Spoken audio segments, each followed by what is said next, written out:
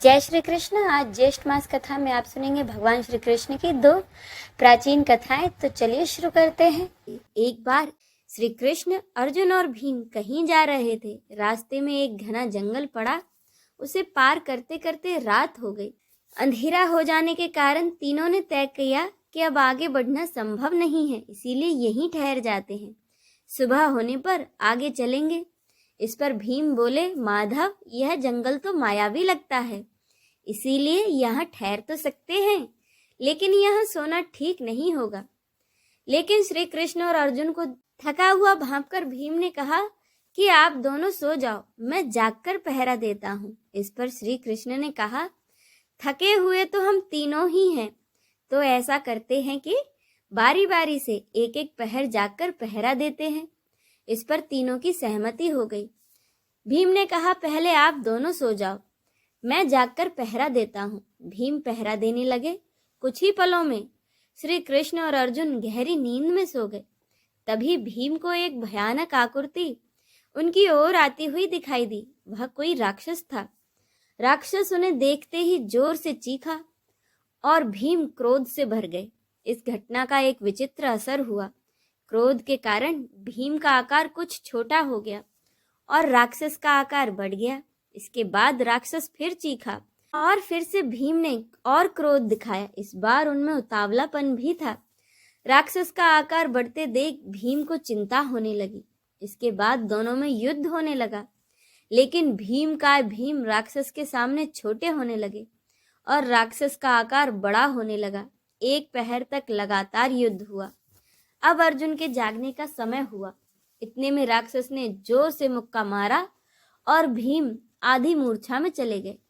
अर्जुन को उठता देखकर राक्षस वहां से भाग गया।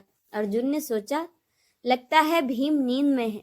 भीम ने भी कुछ नहीं बताया। अर्जुन उठकर पहरा देने लगे।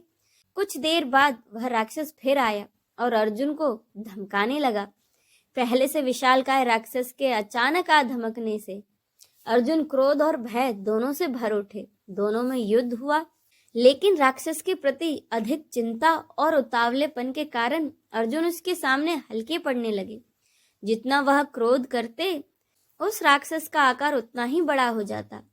अर्जुन की सारी विद्याएं धरी की धरी रह गई।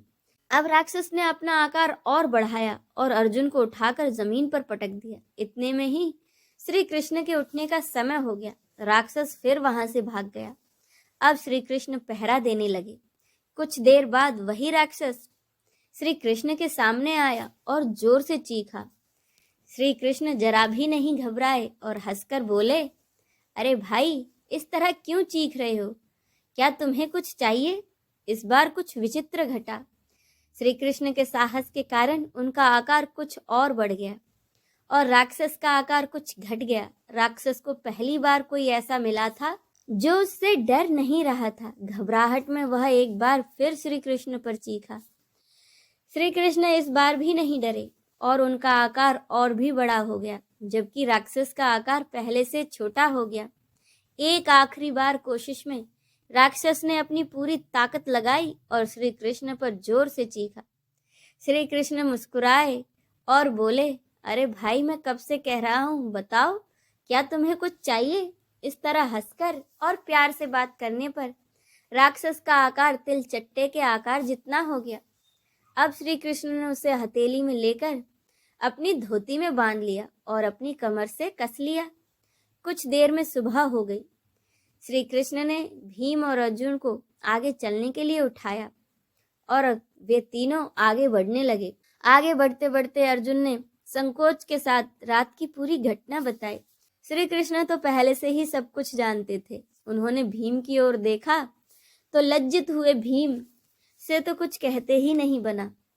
इस पर श्री कृष्ण ने मुस्कुराकर अपनी कमर में बंधे उसी राक्षस को निकाला और उन दोनों को दिखाया। अर्जुन और भीम चौंक पड़े और कहा, अरे, ये तो वही राक्षस है। कृष्ण बोले, यह राक्षस नहीं, तुम दोनों के मन में घर बना चुका अनावश्यक क्रोध है। तुम्हारा उतावलापन भी है। जितना तुम क्रोध को बढ़ाओगे, इसका आकार बढ़ता जाएगा, यह ताकतवर हो जाएगा, तुम इसके सामने बौने हो जाओगे। यह तो जीवन में आने वाली समस्या का प्रतीक है। जब जीवन में तुम किसी समस्या को लेकर उसका सामना करने से बचोगे तो वह ऐसे ही अनियंत्रित हो जाएगी और तुम्हें कमजोर बना देगी। मैंने सिर्फ हंसकर इसका सामना किया और क्रोध बिल्कुल नहीं किया। इसके कारण इसका आकार छोटा होता चला गया। तो हमें अपने जीवन में कभी भी घबराना नहीं चाहिए। हर समस्या का समाधान मुस्कुराकर और शांति के साथ करना चाहिए। भगवान श्री कृष्ण के अद्भुत और अलौकिक लीलाओं के दर्शन कई जगह मिलते हैं। फिर चाहे वो पड़ोस के घर मटकी तोड़कर माखन चुराने की हो या फिर स्नान करती गोपियों के वस्त्र चुराना। श्री कृष्ण की अलग अलग लीलाओं के कारण ही उन्हें कई नाम भी मिले हैं।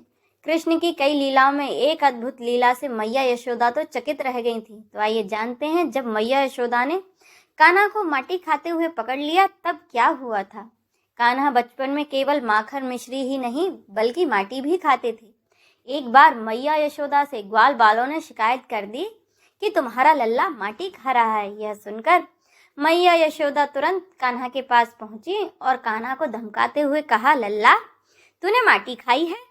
मुख में माटी होने के कारण छोटे से कृष्ण ने गर्दन हिलाकर ना में उत्तर दिया। तब मैया यशोदा ने यह जानने के लिए कि कान्हा झूठ बोल रहा है या सत्य, जबरदस्ती उनसे मुंह खोलने को कहा। जैसे ही कन्हैया ने अपना मुंह खोला, मैया यशोदा को पूरे ब्रह्मांड के दर्शन हो गए।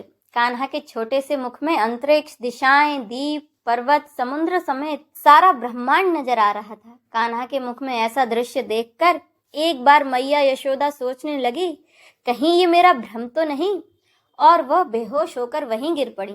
इधर श्री कृष्ण भी समझ गए कि मैया उनके तत्व को और अलौकिक शक्तियों से अवगत हो गई हैं। श्री कृष्ण ने तुरंत अपनी माया मैया के ऊपर फेरी, जिससे कि क्षण भर में मैया यशोदा सब कुछ भूल उठकर बैठ गईं और उन्होंने कन्हैया को अपनी गोद में लिया और अपने घर चली गईं। बोलिए यशोदा नंदन श्री कृष्ण की जय।